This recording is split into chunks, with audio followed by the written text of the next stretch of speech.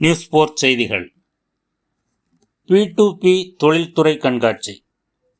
புதிய தொழில்நுட்பங்களை ஏற்றுக்கொள்ளும் நிறுவனங்களே நாளைய தொழில்துறை வளர்ச்சியை வழிநடத்தும். கண்காட்சியை தொடங்கி வைத்து அமைச்சர் பி. மதன் ராஜா பேச்சு.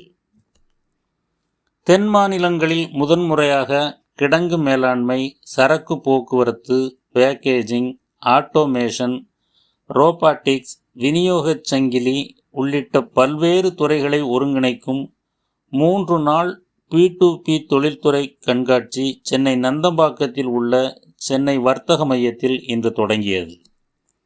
இதனை தமிழ்நாடு குறு, சிறு மற்றும் நடுத்தர தொழில் நிறுவனங்கள் துறை அமைச்சர் பி. மதன் ராஜா குத்துவிளக்கேற்றி தொடங்கி வைத்தார். அப்போது அவர் பேசுகையில், தமிழ்நாட்டின் தொழில்துறை வளர்ச்சியில் குறு, சிறு மற்றும் நடுத்தர தொழில் நிறுவனங்கள் மிக முக்கிய பங்காற்றி வருகின்றன.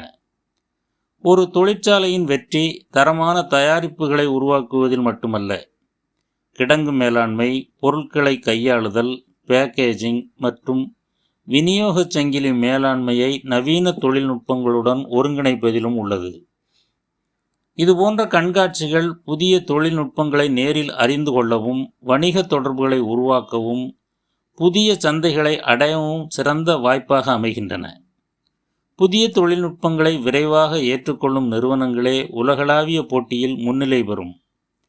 தமிழ்நாட்டின் தொழில் நிறுவனங்கள் இந்த வாய்ப்பை முழுமையாக பயன்படுத்தி அடுத்த கட்ட வளர்ச்சியை நோக்கி செல்ல வேண்டும் என்று கேட்டுக்கொண்டார்.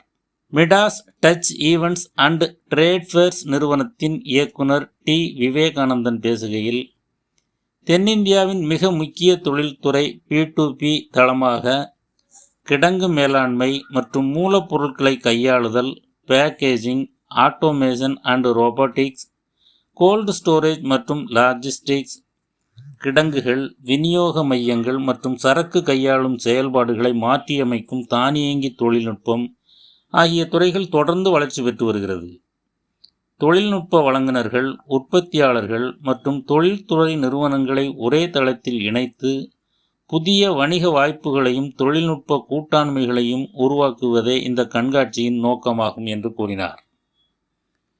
கண்காட்சி தொடக்க விழா நிகழ்ச்சியில் பிக்கி இணைத் தலைவர் பூபேஷ் நாகராஜன், டான்ஸ்டியா தலைவர் எஸ். வாசுதேவன், CIA தலைவர் D. Devakumar, Andhra chamber of commerce துணைத் தலைவர் எஸ். நரசிம்மன், MSME இயக்குனர் தயாளன் உள்ளிட்ட தொழில்துறை முன்னோடிகள் சிறப்பு அழைப்பாளர்களாக பங்கேற்று வாழ்த்துரை வழங்கினர்.